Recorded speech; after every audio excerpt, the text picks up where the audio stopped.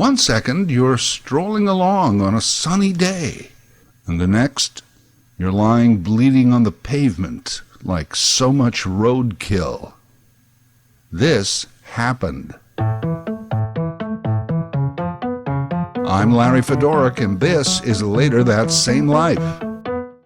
On each episode of my weekly podcast, a different topic, discussion, or story from our lives. Season 14, Chapter 4.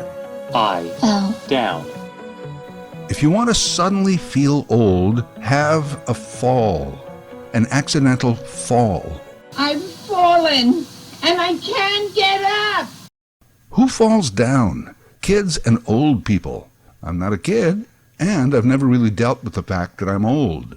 I didn't think I was old. I was not young. Then I fell down. Bumps, bruises, and bleeding are not as painful as instantly feeling old. I know that I'm not alone in the denial of aging category. The upper end of the boomer demographic is going from older to old. And I'm sure people as they age have had these same observations over generations.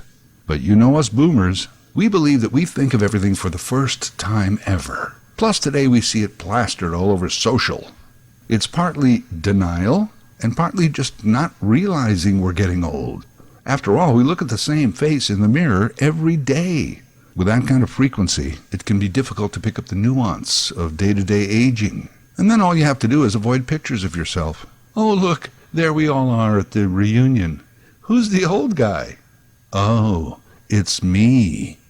I've seen a lot of these posts. The denials, the excuses, the moments of age enlightenment. Hey, there's nothing like seeing an old guy on the street and then realizing you went to high school with that guy. Hey, age is just a number.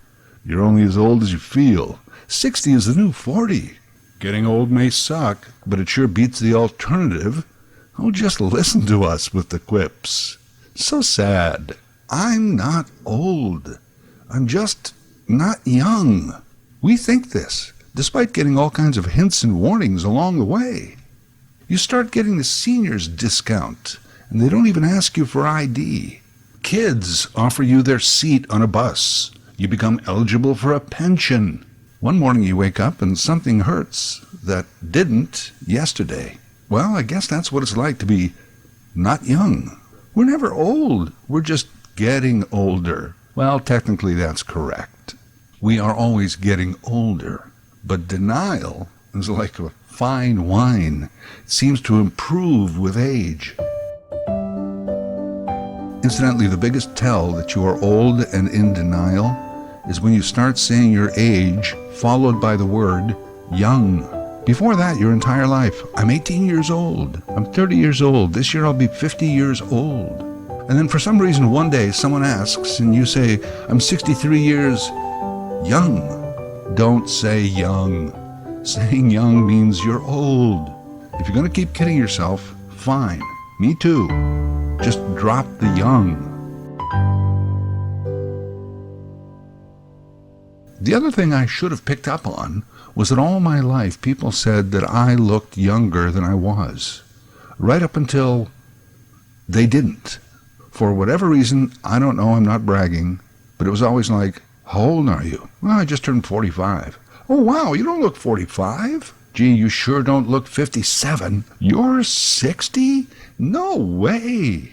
And then one day, I was like, yeah, I just turned 65. And there was silence. I said, 65. And the other person was like, no, I heard you. Yeah, 65. Isn't there something you want to say? I don't know, my grandfather died when he was 65? Yeah, okay, thanks, that's what I was looking for. I also should have realized that I was old, rather not young, because I watch a lot of news. A lot of news. You know who watches a lot of news? Old people. The president is asking that citizens find safety and remain calm. Yeah, the government. My justification, excuse, was that I used to be in that business. I did a news talk radio talk show for 20 years. You had to watch a lot of news. You had to stay current and informed. I actually enjoyed it, so I still do that. And it's not exactly the watching of the news. It's that older people are watching news. So advertisers who cater to the upper demographic buy ads on news and news channels. So it's not the news that makes me feel old. It's the barrage of ads. People portrayed on these ads with rashes, psoriasis, vision impairment, hearing loss, leg pain, shoulder pain, headaches, warts, bunions, toe fungus, nasal congestion, earwax, joint pain, atrial fibrillation, migraines, ulcers, sleep apnea, and general malaise. Doctor, I need the malaise vaccine. Is it out yet? It's hard not to see that for so many hours per day and not think, hey, I think I have that. I have the symptoms. Did they say sickitis? I think I have sickitis. I need some of that Ubrelvy, or is it Wegovy? Yes, I am going to ask my doctor about Leqvio, and Sotyktu, and Dupixent while I'm at it. Maybe I just need an Advil or a Zyrtec. I definitely think I need that Hurricane walking cane, and a pair of those shoes where I don't have to sit down or bend over to put them on. I'm thinking of getting that Revitive circulation booster, or the Navage nasal irrigation system, the KardioMobile EKG device, the Sleep Cycle app. Also on the list, wraparound sunglasses, a Tilly hat, and a hot water bottle. Searching Amazon for compression socks. Also, according to TV, regardless of their medical conditions, these older people will not be turned down for affordable life insurance. They even say on those ads, this could help with funeral expenses, which are right around the corner, it looks like. And if they already have life insurance, they can sell it for cash. Have you seen this one? We plan to offer retirement, but I wish we had more cash. Yeah, how well did you plan if you don't have enough cash? Doesn't sound like much of a plan to me. Hey, we might need money to buy things. Gee, do you think? We plan to offer retirement, but I wish we had more cash. Or you can get a reverse mortgage. That's according to financial expert Kurt Browning. Listen, I know he never won anything at the Olympics, but he's obviously a gold medal guy when it comes to money advice. That's our future as portrayed on TV. Old, ailing, and broke. These bills are crazy. Is that now me on TV? Wait, no, that's not me. That's not me. I am not old. I am just not young. That's all. That all changed for me a couple of weeks ago. When you fall down, your head hitting the pavement can lead you to a quick attitude adjustment. I just fell down. Okay, now I feel old. I mean, before this, I have fallen in love. We had a falling out, and at first I fell apart. I have fallen behind at work. Once I fell for a scam. I was born in the fall. Heck, every night I fall asleep. But literally falling? That's the worst. In my defense, and continued denial, it was not a classic old person fall. I've fallen, and I can't get up. I didn't just suddenly get dizzy, or my knee gave out, or I lost my orientation. I tripped over a hazard. But still, falling down sure makes you feel old real fast. A few Sundays ago, I decided to walk across the street to go to the grocery store for a few things. It's a beautiful sunny day, around 4 in the afternoon. I'm feeling good. Incidentally, I have no vision issues per se. And other than recently giving up my hopes for Olympic pole vaulting gold, I don't have any mobility concerns. I would describe my walking pace as jaunty. P.S. I was wearing proper sneakers, securely laced up. As I'm walking home, I'm cutting through the parking lot. I decide to cross the grassy area onto the walkway. Let me describe this. There's the parking lot, and then there's a grassy strip that runs alongside of it. And then there's a bike path, and another grassy strip, and then a sidewalk, then more grass and a busy street. I negotiate the curb onto the first grassy area, and then on my next step, my foot hits a small tree stump hidden in the grass, and I start to go down. Oh no. Now, I'm not exactly sure how the survival part of the brain works, where it's supposed to send messages to other parts of the body, but my hands did not go out to break my fall. Well, partly because I was carrying shopping bags, but mostly because at that point, you think you can still save this. You won't fall. All you have to do is take a couple of big, almost running giant steps, and you won't fall. And all this is happening in split seconds. And then suddenly the realization that you're not going to make it. You're going down. My right knee hits the pavement first, and hard. Yeah, this is now a fall. Then my right shoulder, and I remember this part so clearly. My head bouncing off the pavement. An experience that no one should ever have. Head bouncing off the pavement.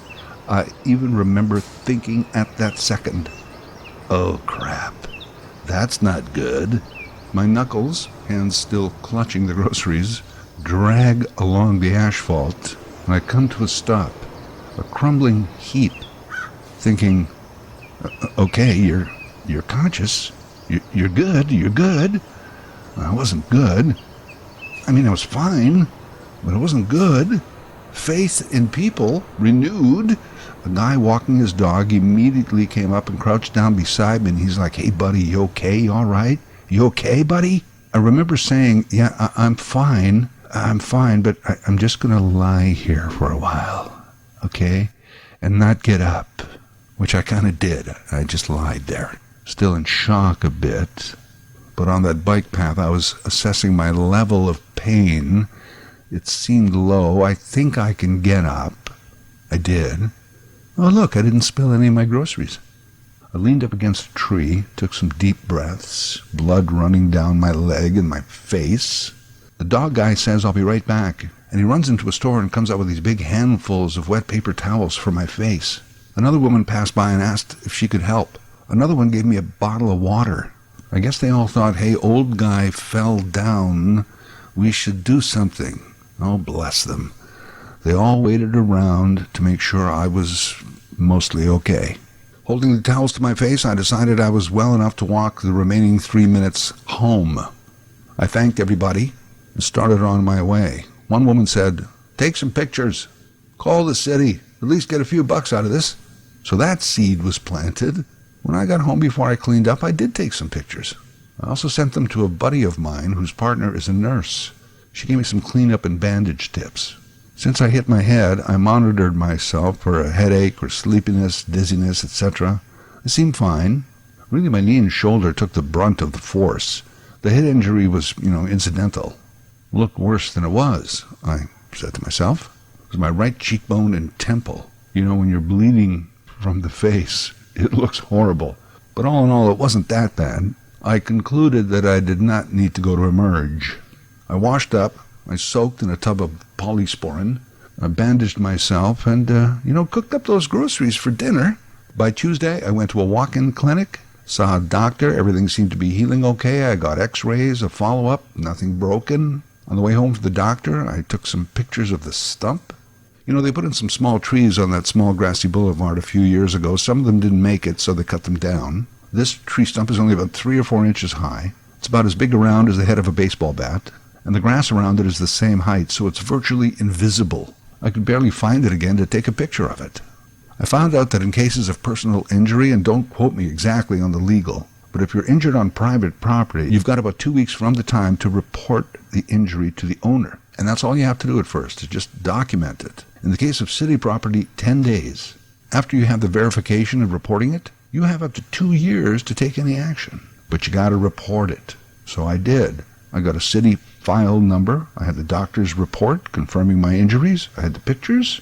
All right, let's call that lawyer from the TV. Hello, yes, personal injury law. You don't get paid till I get paid. I get a free assessment.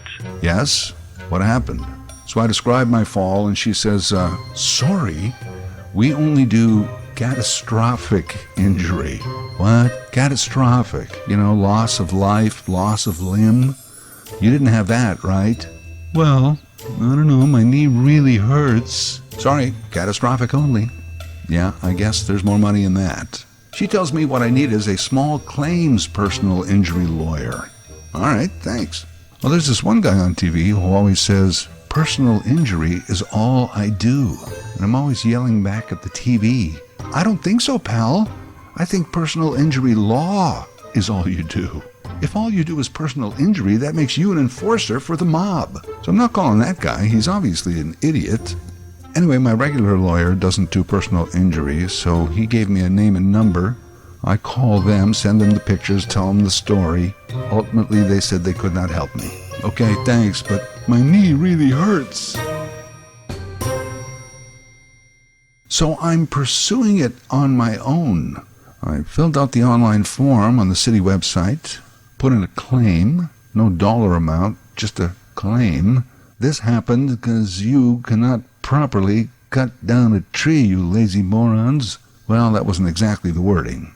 I'm in conversation with the city's insurance adjuster. By the way, a month later, they've still not removed that tree stump. Apparently, there's a backlog on stump removal. Can you take 2 minutes and put a pylon there at least? No, sorry, backlog. Hey, I don't expect to get rich on this. I'm not running a scam here. I'm not slipping Jimmy. I fell down and was injured due to negligence on city property.